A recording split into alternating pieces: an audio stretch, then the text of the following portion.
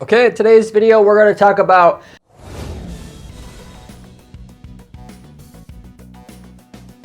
dirty tricks that people play to derail a successful ad campaign that you have running or business, if you want to tie it to that. Another word for this is jealousy. People are jealous of your success, therefore they want to steal. I had once a mentor in my life that said, really, people who steal are jealous. So people that seek to derail what you have want what you have, therefore they're jealous what you have, in my opinion. And there's a number of different ways that could try to steal your thunder. Obviously, not very often will people attack you just for no reason.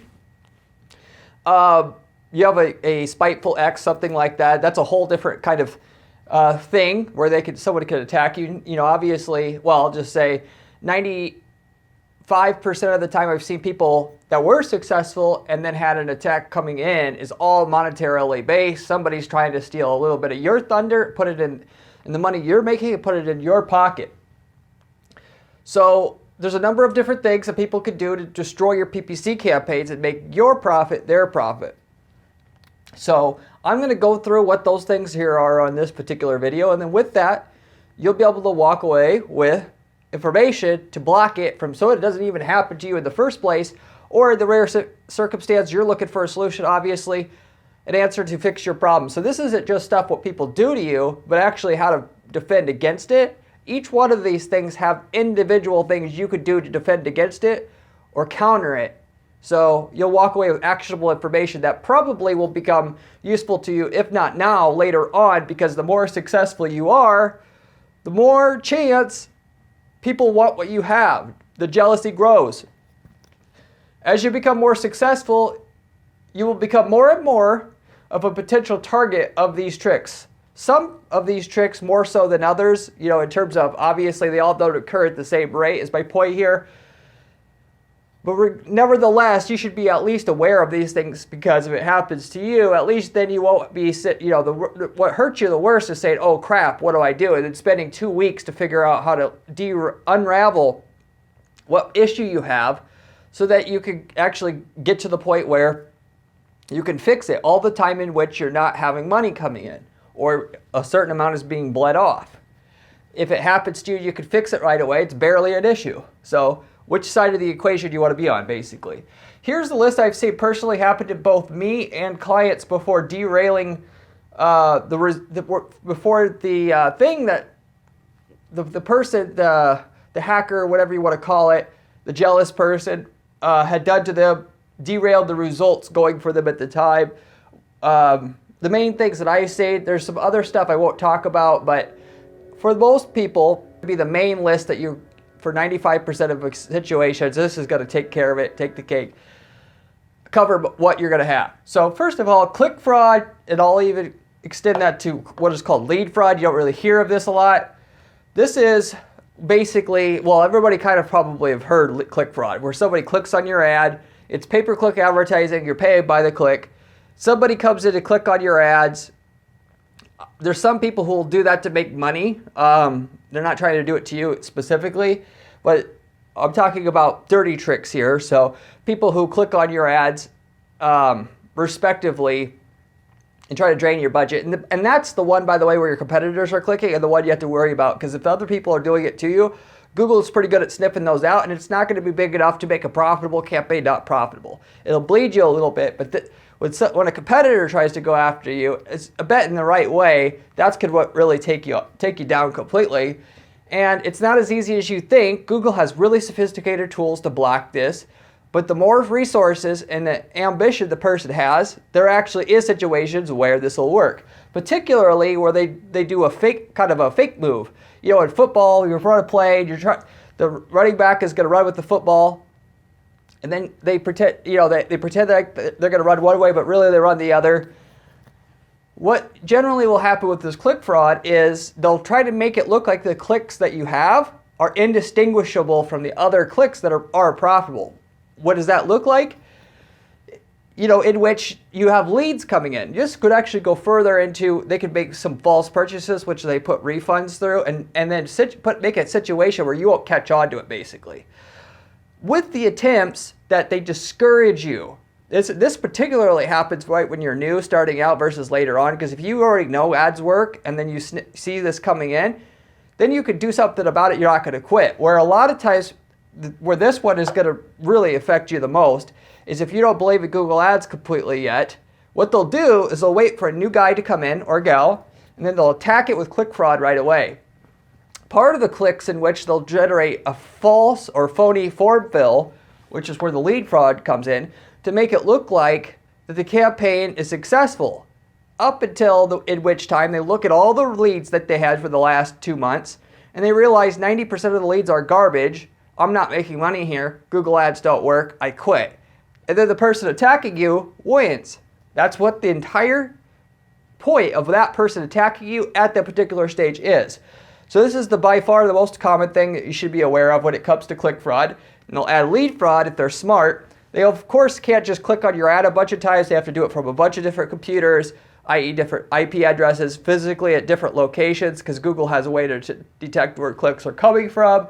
They usually have to have a network of people, therefore. So it's way harder than you think. But if you're in a big money niche, there are people that will actually go and jump through the hoop. Hire IT experts who understand how to get around systems like this and actually do it to you. Personal injury is one niche where I've seen it personally the worst. If you're in that space, this is going to happen to you. Why? Well, the more money that's in the niche and the more marketing, quote unquote, focused it is, the more typically the worse it is. So if everything in that business relies around being able to get a lead, and there's a lot of money in the business, which means if you could get a Google Ads campaign working, it's like printing gold bars. That is a situation where people will go through the resources to discourage you so they can have it for themselves, in other words. In which if they don't have Google Ads working, they can't make their business work. A lot of businesses you can get leads up anyway, but in personal injury, if you don't have leads coming in, you're dead in the water. And the main way is, the top way is Google Ads. And so they'll want to, if you're making $5-10 million a year in Google Ads revenue from the Google Ads, and you see a new guy come in, you can afford to do what I just explained here, hire an IT expert, do what it takes to discourage and kick out new people. Because if you kick out new people, discourage 80% of them coming in the first place, well, your overall lead cost is now half of what it would have been otherwise. Which, if you're talking about spending $1 million in ads a year, it's worth it to do it. So you get a general idea there of what I'm talking about. So that's my story about click fraud, where it's happened before. Next thing, trademark violations. So this is where somebody uses your brand, your likeness of your brand, to make money off and siphon part of the likeness of your brand to them. So the first thing is that you're technically also not supposed to do, which, this is, for me, not the worst thing. Let's say your brand name is fluffy sheets. What they'll do is they'll bid on the keyword fluffy sheets, and then they'll have an ad with it says fluffy sheets on it to trick the person to come to their site and buy their sheet product, which they're not going to say at their site per se it's fluffy sheets, but on the ad it'll say fluffy sheets. Technically, that's a trademark violation according to copyright and trademark law in the U.S. And you could submit a form to Google and say, I do not want anybody to bid on this term, and Google will have to comply with that, or they do anyway. I don't know how much they have to, but so what you have to do is you have to scan, you have to type in your brand name often to make sure nobody's advertising there. If not, just get out ahead of it and submit that copyright block request form ahead of time is what I would recommend for yourself.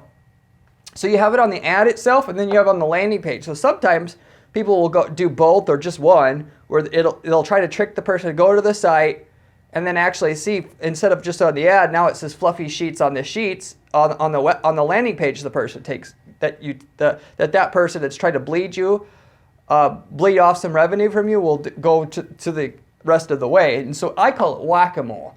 These people, they're not intending for it to work forever. So a lot of people don't think, like, why would this person do it? Obviously, they're not going to get away with it. They're hoping to set it up for 2-3 months, bleed off a little bit of revenue, and then go to somebody else, do it to them, and next person. This is like a criminal organized crime, if you want to say that. Even though it's on a small scale, it's usually just an individual person. There's not usually a mafia out there that does this, but this is more common than you think. So that you got to monitor your brand all the time. You can't just check it once in a while. Once a week, you need to have somebody in your company who searches all your brand terms, clicks through everything, make sure nothing shows up. And one of which, by the way, you have to check the shopping ads, because I've seen a lot of times they will have the shopping ads bleeding people off, not just the search ads. Similarly, you could go ahead, if you wanted to go extra protect yourself, set up a fake Google account so that you could pretend like you're a buyer of sheets and you make searches related to sheets, and then you go to sites about sheet reviews and make sure the banner ads that show up, sometimes they'll show up there, not on Google itself, and bleed sales off there. So you should do all these things if you want to go and make the more the chance that nobody else is, and the more actively you check for it, obviously. Once a week is about what I would recommend if you're really, do have a serious brand to protect, that nobody's going to come after you. Respectively, going one step further here, you can actually see, I've also noticed just a couple other scenarios to check for as you do this. You could have somebody also just rip off your entire website. So they'll literally, talk about whack-a-mole here, they'll literally, there's tools where you could copy and clone a whole website in like a few minutes. It literally copies all the files. They could put it up on a new domain. And if your brand is fluffy, .com, they will have fluffysheets.com. They'll trick the person, and then you get my point. And it'll be hosted in another country. If you think you're going to go after them, you can't sue them. And then it'll be there until the time in which you can get rid of it. So that's something else that you're going to have to check for. So if you check your brand name, sometimes you'll have to be checking, really go down deep in the search results. The main thing is, we're talking about ads here. You're going to want to go ahead and look for any products that look like yours, and even people who don't look like yours.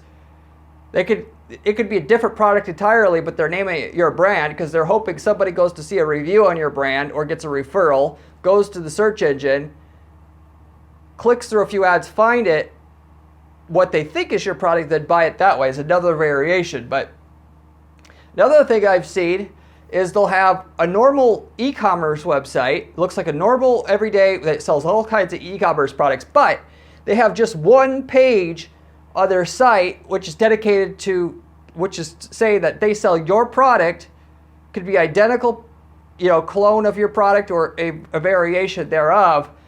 And then they'll upload the shopping feed of all these products to Google Shopping so that the shopping feed has legitimate items in there, but it has one item which is copyright or counterfeit to your brand. And so basically, you have to monitor your brand, in other words, because the site itself won't be an issue. You'll just know it'll just be one page. The only way you'd find that page is if you click through all the shopping ads that look like your product, of course, to make sure. And then, of course, if you have distributors, you're gonna have to check and make sure that only your distributors that are authorized are the ones selling it. But so they'll just have that page up, and the whole site is only there to kind of hide or disguise that one page, which is set up specifically to bleed sales off of your company. So anyway, a lot of different like small variations there to what you could ultimately have seen. But how do you protect yourself against this? So first of all, in terms of so there's two elements to having a website in the first place. There's hosting, and then there's the domain registration. The hosting is where the website files are, so that people, when they download your website, the images, the HTML code, it comes off of a computer somewhere, right? That's the hosting. And then you have a domain registration, which points users that are looking for your website to the right place where that web hosting and the files on the web hosting are located. So the web hosting itself, if you have a legitimate, bona fide, clear violation of your trademark, you could go to the web hosting company and you could say, hey, we are the sole owner of this trademark here. This is an unauthorized person using our likeness of our brand here. Could you please remove them? And you could find them by doing what is called a who is lookup of their, so you type in their domain name, Google whois lookup, type in their domain name, look for, there'll be like an abuse@webhosting.com. So it'll say where the domain name is registered at that way, and then where the hosting is registered at. And then under the hosting, it'll say the company, but they'll usually have an email. So if you have a complaint just for this purpose, you can email that email address, mention what you've seen there, and then they'll kick that person off the web hosting. Okay? The same thing with the domain registrar. They'll have an abuse email address usually, or at least they'll have a company name where it's hosted or it's registered at. You can contact them.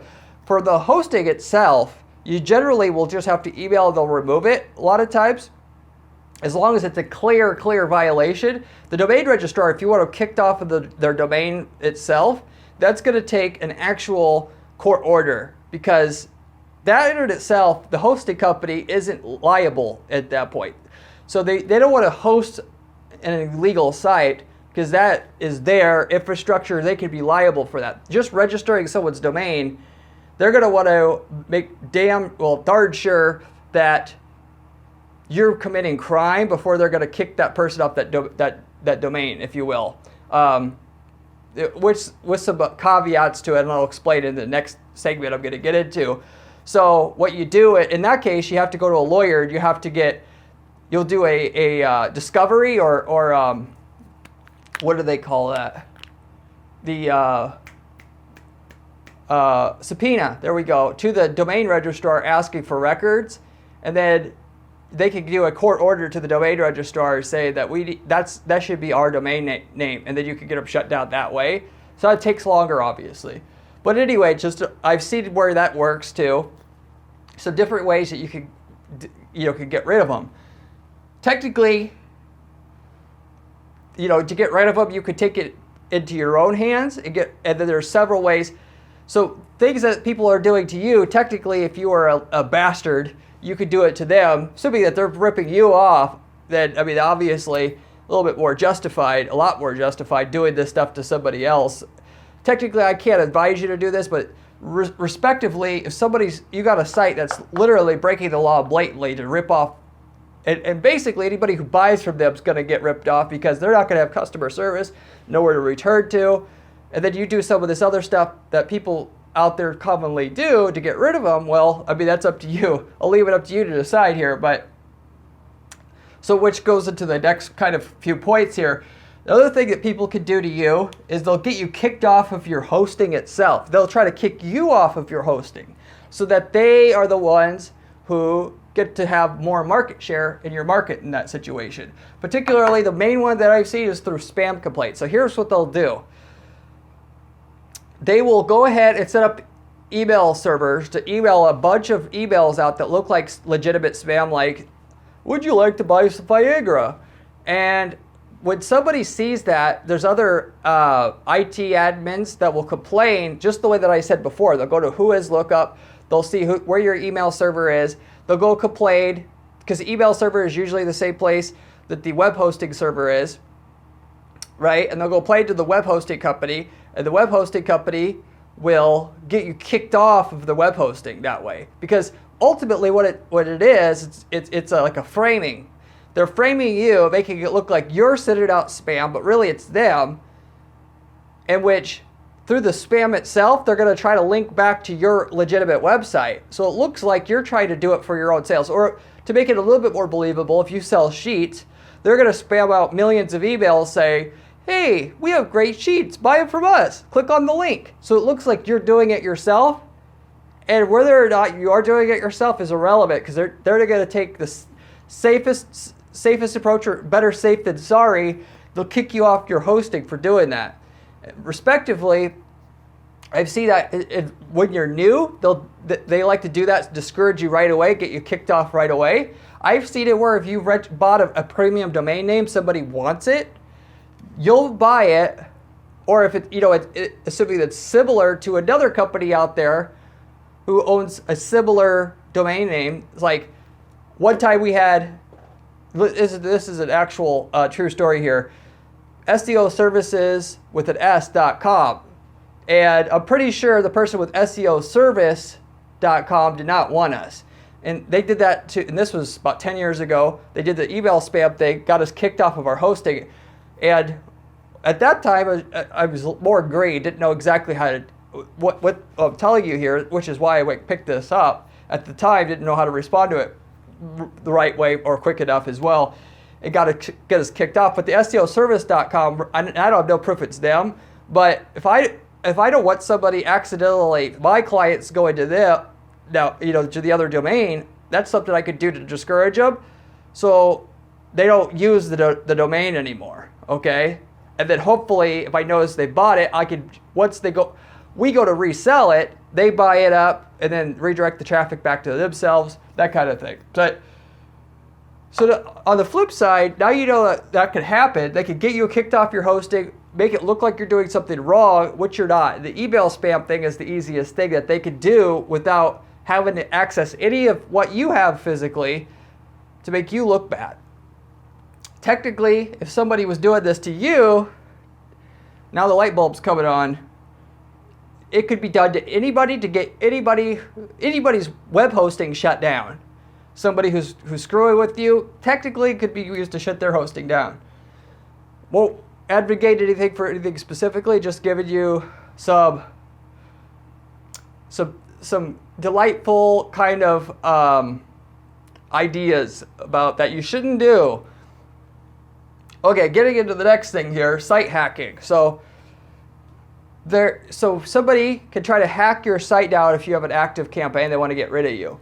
And there's several ways that they can actually do that. I've written down the main ways here that they can hack your website down. The first is a DDoS attack. And the DDoS is denial of service attack. So basically what that is they try to download your website many, many times from many, many different fake devices or fake, computers, if you will. And it overloads the hardware in which your web server is using to also to host your website. So your web hosting that is there to set up to share your website files with anybody who wants to go to your website, all of a sudden gets a million requests all at once. The hardware there gets overwhelmed and it just shuts down. It cannot handle it all, and it can't decipher who's good from who's fake, so that so that nobody gets it basically. And so to protect yourself against that, there's company. If you have you basically got to upgrade your web hosting to get something. Go with a company that has DDoS protection. And I won't get into the details of how that works, but if that's happening to you, that's what you do. There's another type of hacking which they don't even have to they don't have to shut down your site in that way or get your passwords or anything. Of course, if they could find, the page which you log into your backend of your website, which if you have if you're using a WordPress or Shopify, you want to always obfuscate the page where you log in, so somebody who's looking for people to try to brute force attack the password to get into your site, they can't find your page, which makes you a lot less of a target. So there's ways to change the default login page to something else, which is a big thing I recommend too, just in general. But there's ways in which they don't need to log into anything or get access to your files and still basically screw with you, which is an SQL injection attack is what it's called. So they could use the form and submit something there, which then tricks the server to kick something back out that it's not supposed to kick out. And I won't get into all the details there, but just realize that even if nobody's physically compromised your server, they could get into your server that way, okay? And respectively, there's not a lot of, other than make sure that your site's coded by a competent person, there's not too much you could do there to protect yourself, as far as I understand with my limited background. But if you notice a problem, you go into your server logs, and then you can have an IT person try to build protection in the way that they're trying to get in. You have to be pretty big before they start to try to do that to you, but it's another thing to look out for. And then there's the malware, of course. They usually have to get it. So it could be an outdated plugin on your WordPress site or whatever content management system you're using. There's a plugin for your site that a lot of people either use the plugin, but which a hacker finds a vulnerability in that specific plugin, and they search for all the other websites that have that same vulnerability, or that same plugin, sorry, and then which they now know your site has that vulnerability, and then they could use that to get into your site and put stuff on your site. It could be links back to their site to bleed off traffic. It could be just links to their site for an SEO benefit, to get SEO link juice. And so, but there's no reason why a competitor couldn't hack your site, hire a hacker to get your site down, one of which there'll be hackers share information so they know WordPress sites at this date and time, this plugin, this plugin, this plugin, this plugin all have security issues with them. And so the first thing I'm going to do if I'm being paid to hack your website down is I'm going to check these 8 plugins that all the hackers universally kind of out there know or have an issue at the time. And if I have it, bang, I just got paid a lot of money for a little bit of work. And so they could get into your site, add some stuff in there that will get your SEO ranking to come down, let's say. Put stuff about selling pills, like I talked about before, and then Google will de-rank your site. Or they'll just, if they do that, they could get your ads to get disapproved. And then a lot of times what will happen is you'll get that stuff off your site, and then bam, right away they'll rehack it again. And so, and I've got a video about malware I just came out with, but there's tools that will scan your site every 6 hours and see if anybody's hacked it. And then they'll get, with one click, you can revert what you have, and it'll learn from the attempts.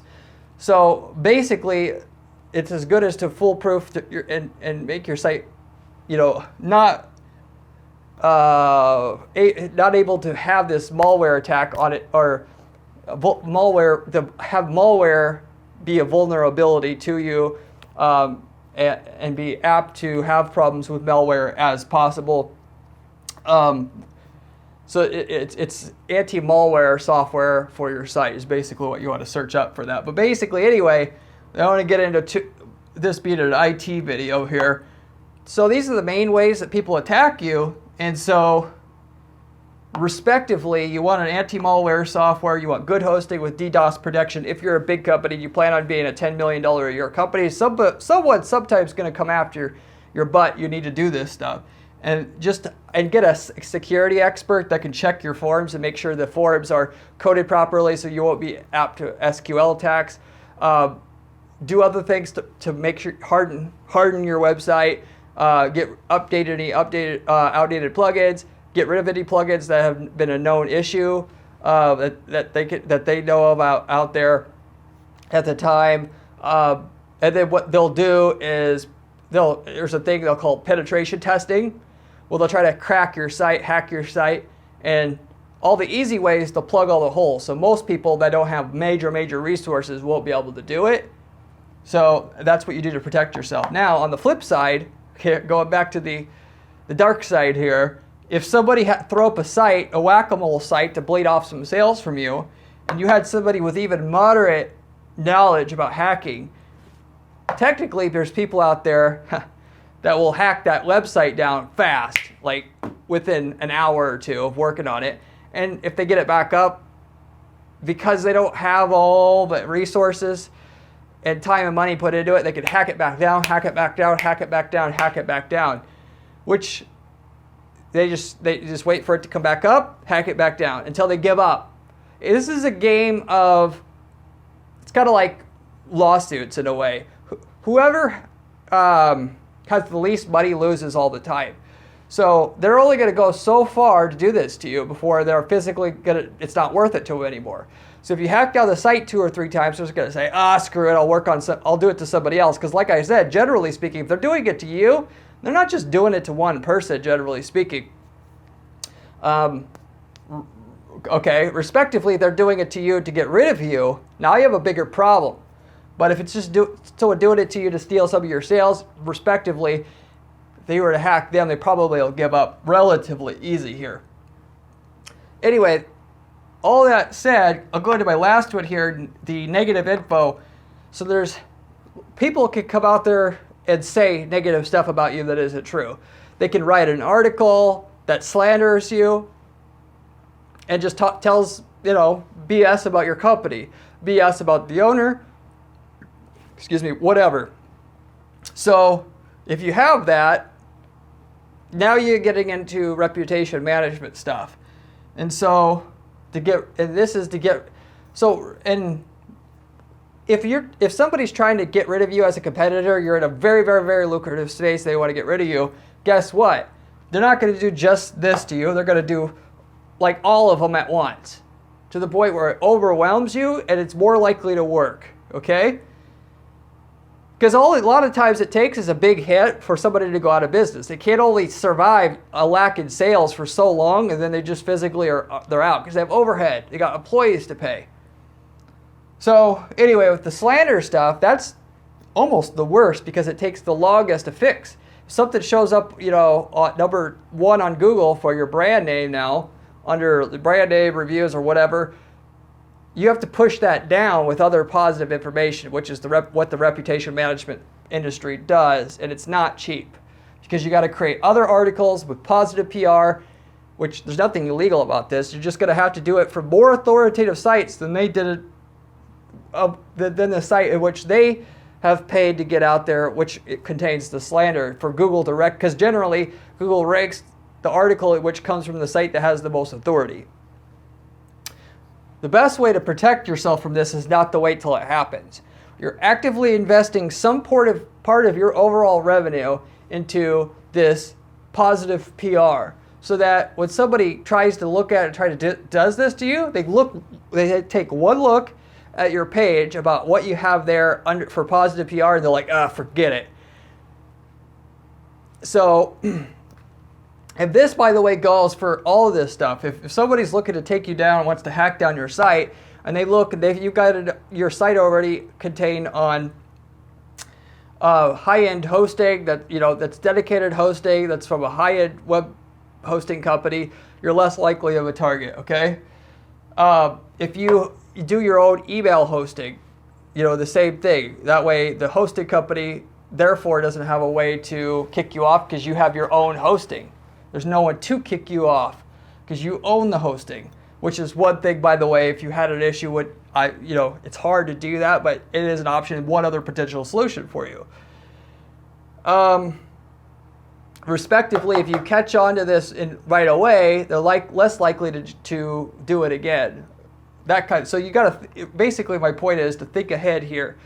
If you have click fraud and then use a click fraud software and you monitor all the clicks and you have someone coming after you, you analyze all your IP addresses in which you're clicking through a software like ClickCease, you can automatically block all the IP addresses, and eventually you maybe discourage them. If they're really coming after you, they probably have so many IP addresses that you're not going to be able to block them all before you go broke, respectively, but you get my point. So you're investing some in your defense instead of just going after all offense in your company. Positive PR makes you less of less apt to, or you're a potential target for a slander attempt. Then you have negative reviews, of course, people leaving negative reviews on your company. This happens a lot more than you think. And same thing with the slander. You have an ongoing effort to get positive reviews. And it's a gray area. You're technically not supposed to ask for reviews. But I don't understand. It's the companies who have the reviews that don't want you to ask for reviews, because they want their results to be as unmolested as possible. And I get that. But at the same time, since when is it a crime to ask a client to review you? This is just what positive PR is. You need to have them review you on your site. And therefore, why can't somebody legitimately who's reviewed you weren't twisted their arm, you didn't pay them, you didn't incentivize them, which does technically go over the line. Joe's got great results. Hey, Joe, since your results are great, can you just write, a quick testimonial? Why can't that be used as a review? I don't understand. Because people are lethargic, they're lazy. A lot of times they're not going to go write a review, particularly in some spaces. It's so hard to get a review. You basically get none, which makes you more of a target to competitors leaving bad reviews for you, that you almost have to do some active work to get somebody to review you, and otherwise you're not going to get any. So again, it's one of those things that if you wait till somebody does it to you, you can fix it, obviously, but it's going to hurt your sales for quite a while before you can respond. The best way to do it is to actively be seeking to get a few reviews every month, bite the bullet, spend what it takes to get that done. And I get it. Everybody only has so much resources, but I'm going to tell you right up front, about 0.5% of all your revenue should be going to your defense here. And just keep and then by the time somebody eventually does want to do it to you, you've already got the insurance against having it done, and you're good here. So, respectively, one quick note about this before I wrap this up. On the hosting, for people trying to get you kicked off your hosting, I mentioned people spam emailing out links to your website from spam emails that they're sending out, like millions of emails they'll send out with an advertisement that looks like you're trying to advertise your product or service, send them back to your site in order to have other people notice it, report it to your web hosting company that kick you off your web hosting, right? With that, long term, it would be a good idea to try to find ways to not have that be an issue, because so in other words, you want a company that's going to work with you and not instantly kick you off. Here's because the web hosting company is saying, you're paying me $10 a month for this hosting, which I've already mentioned on other videos. If you're only paying $10 a month for your hosting, you're already screwing up. It should be costing you $100 a month to have a decent hosting account, specifically from the standpoint that your page needs to load fast. But you're paying me $10 a month. I got somebody complaining that's threatening to sue me. Why is this worth it for me to fight for you at all? Whereas if I'm paying $200 a month and I've had no complaints or questions for years, and then this one thing comes up, now I'm apt to do a little bit more before I'm going to just immediately cut you off. And cut you off without asking any questions, yada yada there. So you want to do a little bit more investigation of who you're basically hosting with, because from the host, you got to see it from the hosting company's standpoint.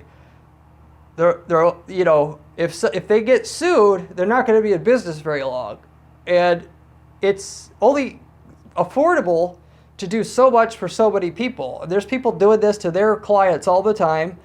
So you just got to know going in, they're only going to work as hard for you as you are willing to work, i.e. in the form of payment for them, and know that going in. You're not going to get an unlimited amount of service for little money. It's just like, the political world.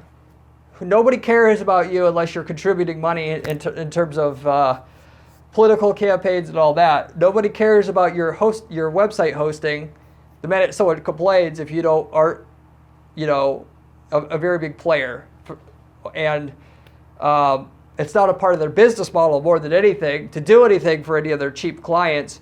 Whereas there's people that are in a whole other echelon in which they do provide that kind of support, but it's not going to be cheap. So it's another reason other than load speed why you want good quality hosting to protect yourself so you don't have an issue. And then again, if you wait till it's a problem, now I got to find another hosting. Now you don't have time to decently research other companies, which you just got to get the site up fast, which you could, and then research maybe a third place. It just gets to be a headache, a hassle. You've got downtime regardless. The time you're constantly reinvesting back into your defense as you grow, because at some point you're going to become a juicy enough target, and with defense of a tiny company, but with revenue of a high-end company, there's going to be a point where that gap grows so much where you're going to get screwed with, basically. If not, the other main time is when you're fresh into the market. The big guys will try to slap you down right away, just like companies get slapped down right away by getting sued. Okay, you're in business, you're in the insurance space. 2 days after you register your company name, you're sued to get rid of you. This is common. So I specifically know of that from, if you look up the channel Value Attainment, that happened to that guy specifically when he first started out in that industry. Day after, like literally speaking, is a perfect testimonial of showing you that can happen too. But this goes with all these other things as well. Given that you're an online business, they're probably more apt to do that first than the suing thing. Just physically get in the way of you making money. So anyway, that's it. I hope you enjoyed the video. I have a lot of other videos on this channel about other PPC money making strategies. If you like this video and want to learn how to make money with PPC, you should check those out. I have a blog at guaranteedppc.com/blog with step-by-step instructions on how to be able to build campaigns the way that I build them for our clients here, which I have to guarantee the results. You should check that out if you prefer information or would be interested in information along those lines.